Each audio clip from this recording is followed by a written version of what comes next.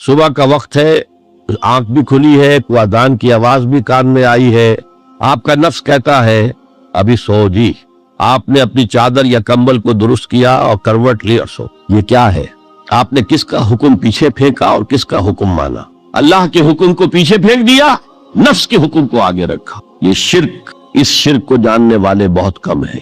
مولانا روم نے خوب کہا تھا، نفس ماں ہم کم ترس فرعون نیست لیکن ایراون نیست۔ میرا نفس بھی فرعون سے کم نہیں ہے۔ فرعون نے کہا تھا نا الیس لی ملک مصر وہذہ الانہار تجری من تحتی، کیا اس ملک مصر کی حکومت میری نہیں ہے؟ اور سارا جو یہ آب پاشی کا نظام ہے، انہار کا نظام ہے، وہ میرے کنٹرول میں نہیں ہے؟ جس کا چاہوں موگا کھلا رکھوں، جس کا چاہوں بند کر دوں۔ یہ تھا خدائی کا دعویٰ، انا ربکم الاعلی۔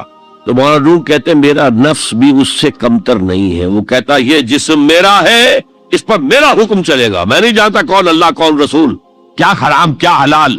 تو فرعون سے کم تو نہیں ہے میرا نفس، لیکن فرعون اس کی بہت مدد تھی، فوج تھی، لاؤ لشکر تھا، تو اس نے زبان سے بھی کہہ دیا کھل کر الا ربکم الاعلی۔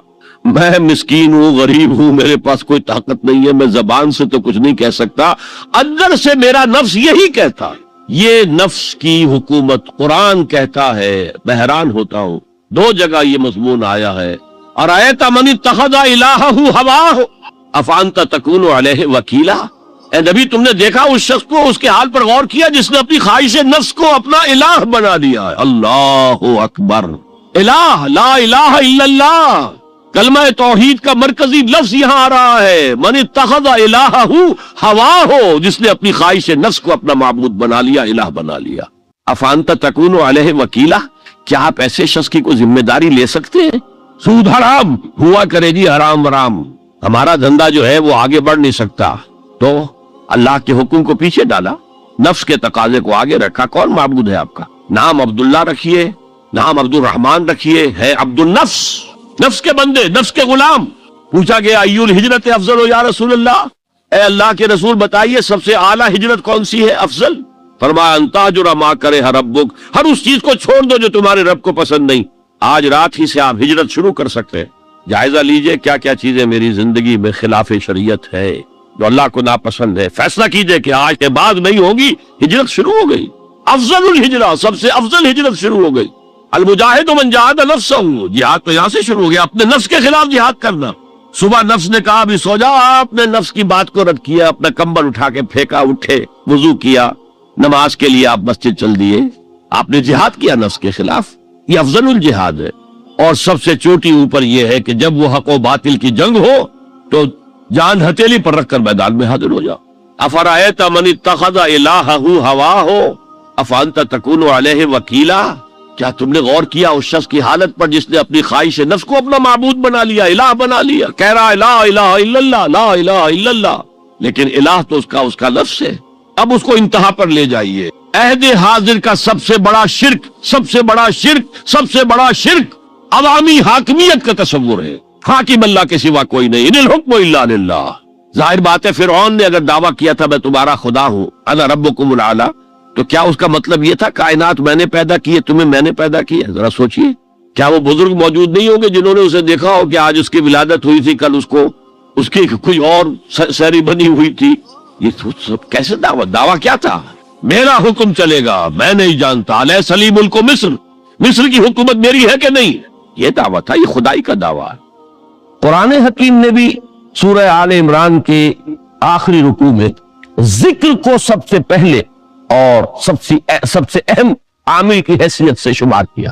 چنانچہ اس کی پہلی آیت جو ہے سورہ آل عمران کے آخری رکوع کی، اس میں تو وہی مضمون جو میں بیان کر چکا وہ آیا ہے، ان فی خلق السماوات والارض واختلاف اللیل والنہار لآیات لأولی الالباب، یقیناً آسمانوں اور زمین کی تخلیق میں اور دن اور رات کے الٹ پھیر میں نشانیاں ہیں ہوش مندوں کے لیے۔ ان کے ذریعے سے انسانی شعور کے اندر وہ معرفت رب اجاگر ہوگی، وہ پہلا مرحلہ اس نے طے کر لیا، وہ ڈورمنٹ معرفت اب ایکٹیویٹ ہو گئی۔ اب مزید فکر کا مرحلہ ہے جو اگلی آیت میں آیا ہے، الذین یذکرون اللہ قیاما وقعودا وعلی جنوبہم ویتفکرون فی خلق السماوات ربنا ما خلقت ھذا باطلا سبحانک فقنا عذاب النار، یعنی تفکر جو ہے ویتفکرون فی خلق السماوات والارض وہ تفکر کرتے ہیں، غور و فکر کرتے ہیں آسمان اور زمین کی تخلیق میں، لیکن اس تفکر کے ساتھ لازماً ذکر اور ذکر مدام، ذکر بھی وہ کہ جو مستقل ہو ہر حالت میں۔ الذین یذکرون اللہ قیاما وقعودا وعلی جنوبہم، وہ لوگ کہ جو اللہ کو یاد رکھتے ہیں، اللہ کا ذکر کرتے ہیں، کھڑے ہوئے بھی، بیٹھے ہوئے بھی، اور اپنے پہلوؤں کے بل یعنی لیٹے ہوئے بھی۔ اب ان تین کے سوا تو کوئی پوزیشن انسان کی نہیں ہے، اسی کا نام ہے دوام ذکر۔ اور اس کے ساتھ اگر وہ تفکر کرتے ہیں تو ان کا فکر اگلی منزل تک پہنچتا ہے۔ تو پہلی شے تھی فکر انسانی کی صحیح رخ پر مزید پیش قدمی اور پیش رفت، اور اس کے لیے لازم ہے ذکر و فکر کا امتزاج۔ دوسری چیز کو لیجئے عمل کی درستی۔ اس عمل کی درستی کے لیے اللہ تعالیٰ کے ساتھ ایک گہرے تعلق کی، اس لیے کہ صبر کی بحث میں یہ مضامین شاید آپ کے سامنے آ گئے ہوں کہ صبر، جہاں مصیبت پر صبر ہوتا ہے، تکلیف پر صبر ہوتا ہے، اللہ کے احکام پر جمنا یہ بھی صبر ہے، نفس کی خواہشات کی باغ کو تھام کر رکھنا، کھینچ کر رکھنا یہ بھی صبر ہے، اور استقامت کسی شے پر قائم رہنا یہ بھی صبر۔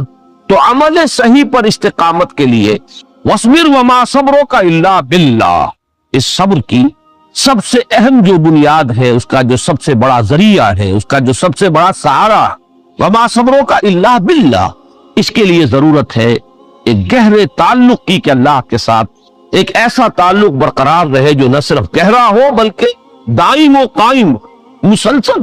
ذرا ظہول ہوگا تعلق مع اللہ میں، ذرا کمی آئے گی، شیطان کا وار کاری ہو جائے۔ اسی کو حضور نے حدیث میں یوں تعبیر کیا ہے تمثیلاً کہ جو دل اللہ کی یاد سے غافل ہے اس پر، فارسی کا وہ مقولہ بھی ہے کہ خانہ سالی را دیو بھی گیرت، گھر خالی رہے تو جنات اس پر دیو جو ہے آ کر قبضہ جما لیتے ہیں۔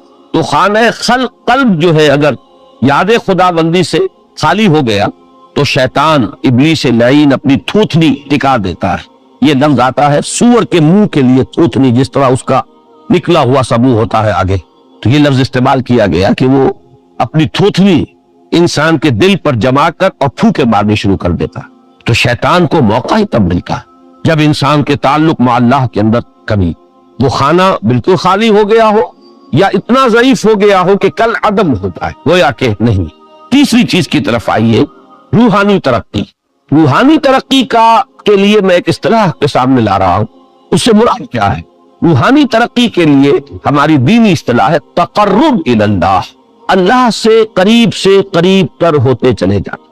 اس پر میرا ایک کتابچہ بھی ہے، تقرب الی اللہ کے دو مدارج، دو درجے، جو در حقیقت ایک حدیث نبوی علیہ الصلوۃ والسلام ہی پر مبنی ہے کہ حضور نے ایک درجہ قرار دیا ہے تقرب بالفرائض، فرائض کے ذریعے سے انسان اللہ کے قرب حاصل کرے۔ ایک ہے تقرب بالنوافل، نوافل کے ذریعے سے اللہ کا قرب حاصل کرے۔ ان میں کیا نسبت و تناسب ہے، اہمیت کے اعتبار سے کون بڑھ کر ہے، بلندی کے اعتبار سے کون بڑھ کر ہے، یہ تمام مسائل میں نے اپنی اس تقریر میں بیان کیے تھے جو اس کتاب میں شائع ہوئی ہے۔